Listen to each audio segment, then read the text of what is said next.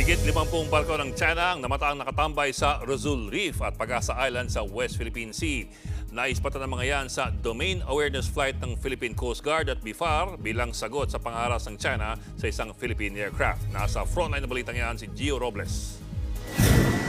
Alas 9 kaninang umaga nang makunan sa aerial video ang mga barkong yan ng China sa West Philippine Sea, partikular sa Pag-asa Island. Sa tansya ng Philippine Coast Guard, higit 50 Chinese maritime militia vessels ang nakitang nakatambay. Naispatan din ang isang China Coast Guard vessel na may bow number 5101. Sa Rosul Reef naman, 6 na Chinese maritime militia vessels ang nakita.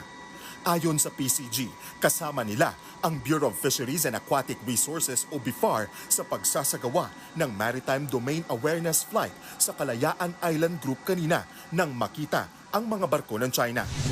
Tugon nila ito sa agresibo at delikadong pagmaniobra ng Chinese Navy helicopter sa eroplano ng BIFAR noong Martes sa Scarborough Shoal. Ayon sa National Maritime Council, inihahanda na ng Department of Foreign Affairs ang ihahaing panibagong diplomatic protest laban sa China.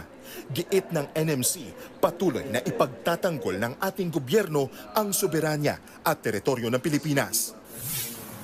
Such actions are clear violations of international law, disrupt regional stability, and endanger the livelihoods of Filipino fishermen and maritime personnel who depend on these waters.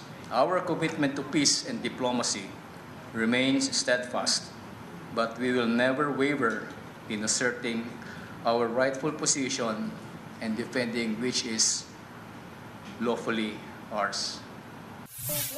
Yan din ang tiniyak ni Pangulong Bongbong Marcos. Giit ni PBBM, hindi niya isusuko ang anumang teritoryo ng Pilipinas. Ipaglalaban natin ang ating soberanyo at karapatan na may diplomasya at may dignidad. Hindi natin isusuko ni isang pulgado ng ating teritoryo at hindi tayo kailangan sumunod o magpaapekto sa kagustuhan ng sinumang iba.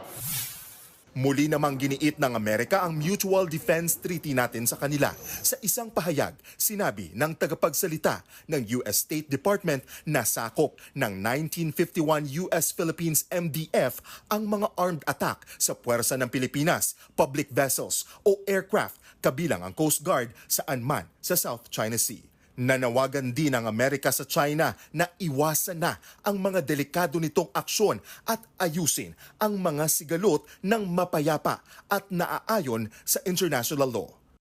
Nagbabalita mula sa Frontline, Gio Robles, News 5.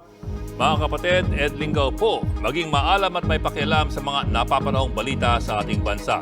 Para sa mas malalimang pagtalakay at paghimay sa mga issue at headlines, tumutok lamang at pag-subscribe sa social media pages ng News 5.